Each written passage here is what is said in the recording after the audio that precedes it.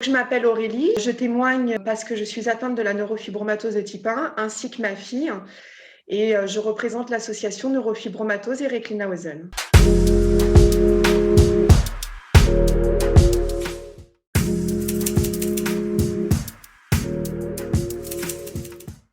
La neurofibromatose, il y en a plusieurs. Je suis atteinte de la type 1 ainsi que ma fille. C'est une maladie génétique rare, évolutive. Elle touche aussi bien les hommes que les femmes. Elle se caractérise principalement le premier diagnostic par des taches de café au lait, des gliomes des voies optiques et des nodules de Liege dans les yeux. Cette maladie est complètement imprévisible.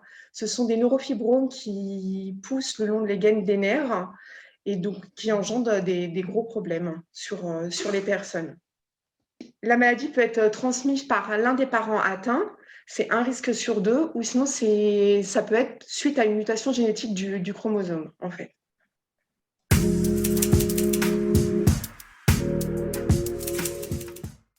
Alors, à mon époque, on m'a diagnostiqué très rapidement, mais j'ai une neurofibromatose qui est quasiment invisible. C'est-à-dire, je n'ai pas eu de problème du tout. Donc, en fait, je ne m'en suis pas préoccupée et je n'ai pas de suivi parce que je n'ai pas de problème à côté.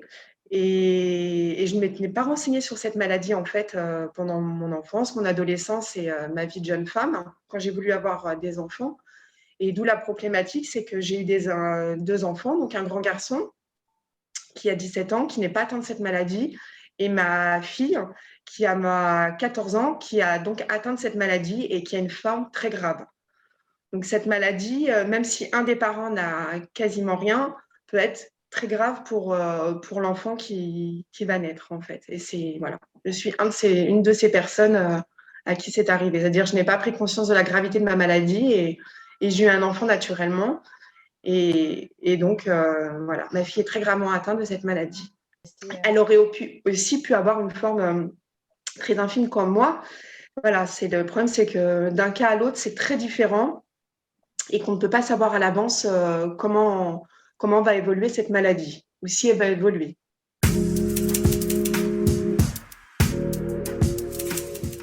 Quand elle est née, j'ai vu qu'elle avait donc ces fameux stages de café au lait comme maman. Et j'ai dit, oh, bah, tu as la même maladie que maman. Et bah, voilà, bah, vu que moi, j'avais rien, je me suis dit, c'est pas très grave. Et en fait, après, j'avais un enfant vers 1 an qui ne dormait jamais, qui était très tonique, un bébé très hyperactif, qui pleurait beaucoup. Et donc, c'était pas vraiment normal, en fait. Elle a eu la tenue assise très, très tard, la marche très, très tard. Donc, en fait, on a été on a été voir à l'hôpital Trousseau, on a été suivi par un neuropédiatre. Et de là, tout s'est enclenché très rapidement. On a fait un IRM. Et de là, ils nous ont dit que notre fille avait des tumeurs dans le cerveau et dont une très grosse sur le gliome des voies optiques. Et donc, il fallait commencer une chimiothérapie très rapidement.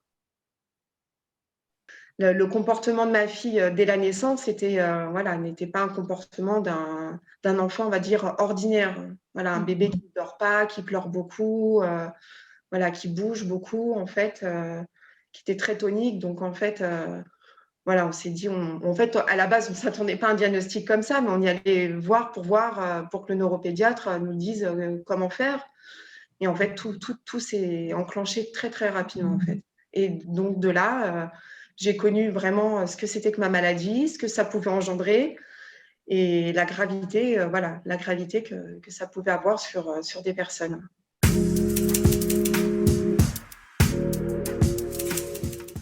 Les problèmes d'apprentissage, on estime environ 40% des personnes atteintes de neurofibromatose à des troubles d'apprentissage, de concentration. Les enfants aussi, ce sont des enfants aussi très hyperactifs. Il y a des gros problèmes de scoliose, la colonne vertébrale se déforme. Il y a des problèmes de vue, il y a des troubles de langage par moment. Et il y a aussi des fois qui sont liés, c'est des troubles autistiques aussi. On a remarqué que beaucoup d'enfants atteints de neurofibromatose ont aussi des troubles autistiques. Les tumeurs se sont installées dans son cerveau et du coup, tous les problèmes qu'elle a, donc elle a perdu la vue à l'âge de 9 ans et elle a des problèmes de langage. Alors, on la comprend, mais On sent qu'elle a des troubles, voilà, des troubles de langage. Elle a des troubles d'apprentissage aussi, hein. Et voilà. Et au niveau de la marche, ça vient aussi, c'est neurologique en fait, quoi. Le cerveau envoie mal les informations au niveau des membres et du coup, elle a des troubles de la marche.